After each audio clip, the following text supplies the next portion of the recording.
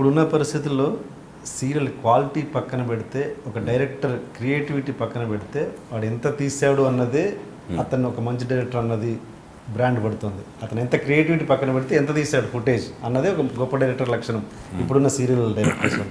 అంటే అలా పక్కన పెట్టి క్వాంటిటీ పక్కన పెట్టి క్వాలిటీగా తీస్తున్న సీరియల్స్ నిజంగా తెలుగులో ఉన్నాయా? ఇప్పుడు రోజుకి ఒక్క సీన్ అయినా పర్లేదు, మంచిది మంచి ఛాన్సే లేదు బ్రదర్, ఉండదు కూడా ఎప్పటికీ. మార్కెట్ పెరగాలి, తెలుగు మార్కెట్ పెరిగే వరకు ఆ ఛాన్స్ రాదు. ఇప్పుడు ఒక హిందీ సీరియల్ని మనం డబ్బింగ్ చేసుకుంటే మన వాళ్ళు, మా నాన్నగారే అంటున్నారు, అవి ఏంట్రా అంత మంచిగా ఉంటాయి, క్లారిటీగా వాళ్ళు రిచ్గా ఉంటాయి, మీ ఏంట్రా బాబు అలా ఉంటాయి అంటారు. కథ పరంగా మనది అంతే, వాళ్ళ దానికంటే ఎక్కువ రేటింగ్ వస్తుంది, మన అంటే ఇంట్రెస్ట్ ఎక్కువ ఉంటుంది. మన మార్కెట్ చిన్నది, తెలుగు మార్కెట్. నువ్వు ఇంతే ఖర్చు పెట్టాలి, ఇంత ఖర్చులో ఎంత చూపించాలో అంతే చూపించగలం. దీంట్లో ఛానల్ బతకాలి, టెక్నీషియన్స్ బతకాలి, ప్రొడ్యూసర్ బతకాలి, ఇంతమంది బతకాలి, ఫుడ్ తినాలి.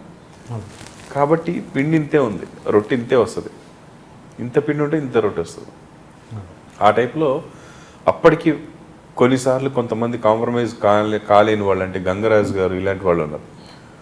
వాళ్ళకి చుట్టేయడం ఇష్టం ఉండదు, బరాబరా నేను చేయలేనండి అలాంటివన్నీ వాళ్ళు డైరెక్ట్ చెప్పేస్తారు.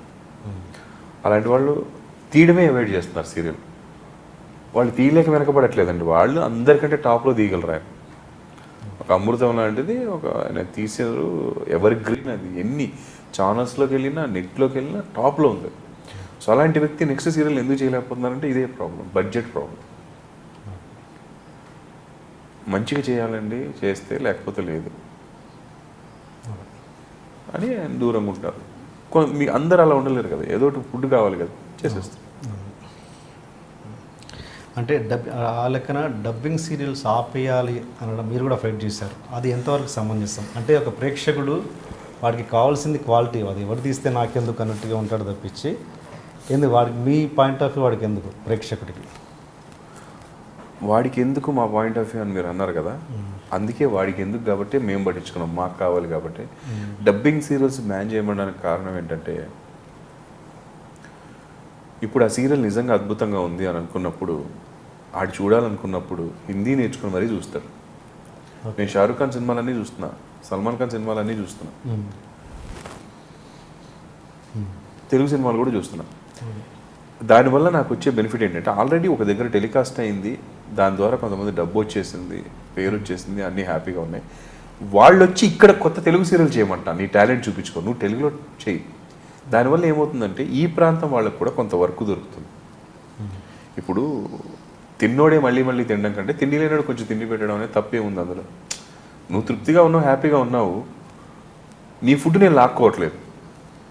కానీ ఇక్కడ ఫుడ్ లేనోడికి నువ్వు ఇంకా లేకుండా చేయి, మాకు ఛాన్స్ ఉంది, నువ్వే రా, నువ్వే వచ్చి చెయ్యి, ఇస్తారు నీకు, ఎవడొద్దు అన్నాడు, నీకు అంత టాలెంట్ ఉంటే చేస్తే.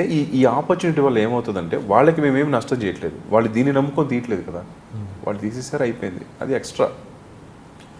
నువ్వు ఇక్కడ వర్క్ ఇస్తే దీన్ని నమ్ముకొని బతుకుతున్న వాళ్ళు దీనికి ఒక ప్రణాళిక ఏర్పాటు చేసుకున్నారు. ఇక్కడ ఒక ఇండస్ట్రీ, ఒక టీవీ ఇండస్ట్రీ, ఇంతమంది వర్కర్లు, ఇంత వీళ్ళ వర్క్ అంతా దెబ్బతింటుంది. కొంతమంది డబ్బింగ్ ఆర్టిస్టులు బతుకుతున్నారు, ఆ డబ్బింగ్ ఆర్టిస్టులకి ఈ సీరియల్లో కూడా ఉంటుంది వర్క్, మనం చేసిన వాటిల్లో. సో ప్రత్యామ్నాయంగా యాక్చువల్గా చెప్పాలంటే క్రియేటివిటీ అనేది ప్రపంచంలో ఎక్కడ చేసినా ఎవడైనా చూడొచ్చు, ఎవడైనా వేసుకోవచ్చు, తప్పే లేదు. కానీ మనం ఒక పరిధి వరకే ఆలోచిస్తున్నప్పుడు ఇలాంటివి చేయక తప్పదు. అవకాశం ఉన్నంత వరకు మన వాళ్ళకి ఇవ్వండి, లేకపోతే వదిలేయండి. అలాగే చేసాం, జైలు దాకా వెళ్ళారు, 2-3 జైల్లో కూడా వెళ్ళిపోయారు మన వాళ్ళు. నేనంటే వాళ్ళకి దొరకలేదు, పోలీసులు దాక్కున్నాను అప్పుడు, లేకపోతే నేను ఎలా సర్జరీ. సో అలా ప్రయత్నం చేశాము, అవ్వలేదు, వదిలేసాము. బట్ మళ్ళీ ఎక్కడో స్టార్ట్ అవుతుంది, అది మంచిదండి ఇప్పుడు. ఎందుకంటే పక్క రాష్ట్రంలో చూస్తే మనం అది ఎంత సక్సెస్ అయింది, ఎంత బాగా ఉన్నారు వాళ్ళు అనేది అర్థమవుతుందని. మనం మన డబ్బింగ్ని అక్కడ చేసుకోలేకపోతున్నాం కదా, వాళ్ళు ఎలా చేయట్లేదు కదా. అలాగే మనం కూడా వేరే వాళ్ళు ఎలా చేయకుండా ఇట్లా అక్కడ ఉన్న వాళ్ళు వర్క్ కల్పించమని, అంతే, ఏం లేదు. అప్పుడు ఆ ఫైట్లో మీరు టెక్నీషియన్స్ని, ఆర్టిస్టులను టీమ్గా ఫామ్ చేసి మా టీం మీద రాళ్ళు కొట్టిన సందర్భంలో మీ పాత్ర ఎంత?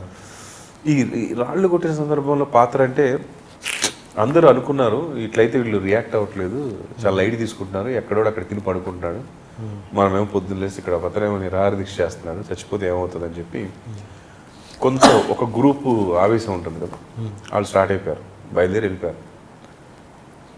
ఏదైతే అదేదో మొత్తం వేసేద్దాం, అది చేసేద్దాం, ఇది చేసేద్దాం.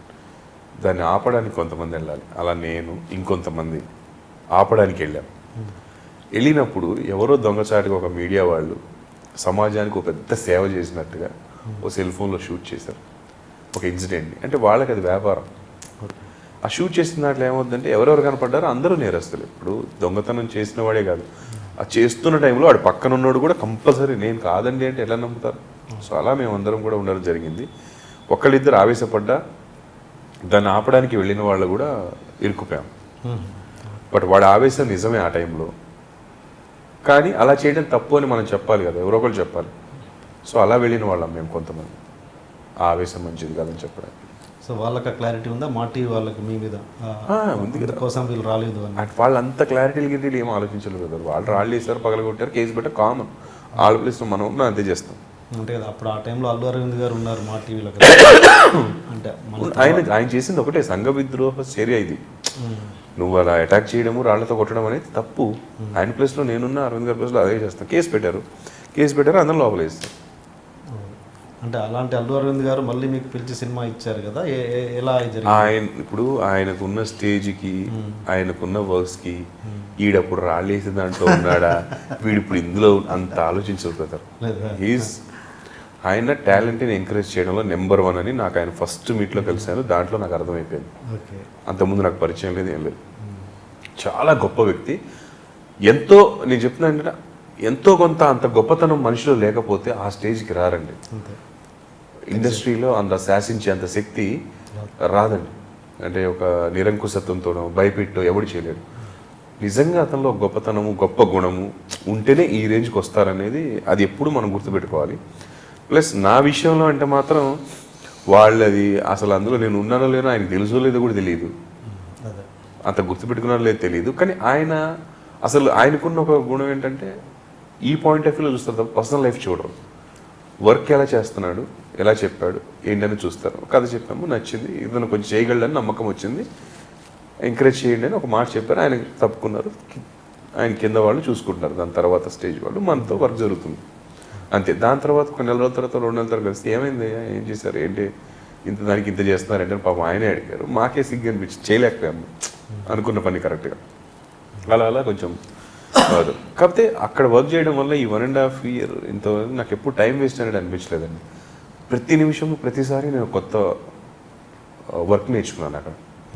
అసలు వాళ్ళకి 99% సక్సెస్ ఉంది.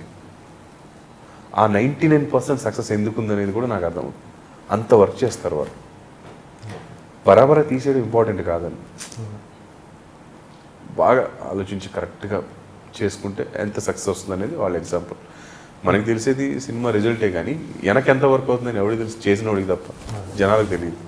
సో ఇప్పుడు నేను ఆ వెనక వర్క్లో ఉన్నాను కాబట్టి నాకు తెలుస్తుంది వాళ్ళు ఎంత కష్టపడుతున్నారు, ఎంత చేస్తున్నారు. మీరు ప్రాక్టికల్గా చూసారు కాబట్టి ఎగ్జాంపుల్. అదే నా సినిమా వాళ్ళు స్టార్ట్ చేయాలనుకుంటే 10 నిమిషాలు. అది పెద్ద అమౌంట్ కాదు, అది పెద్ద ఇది కాదు, చేయొచ్చు.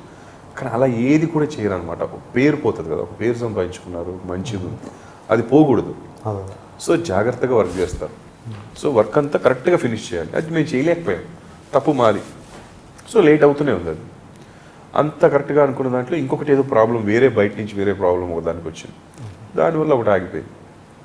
ప్రాక్టికల్గా ఇలా జరుగుతుంది అంతే.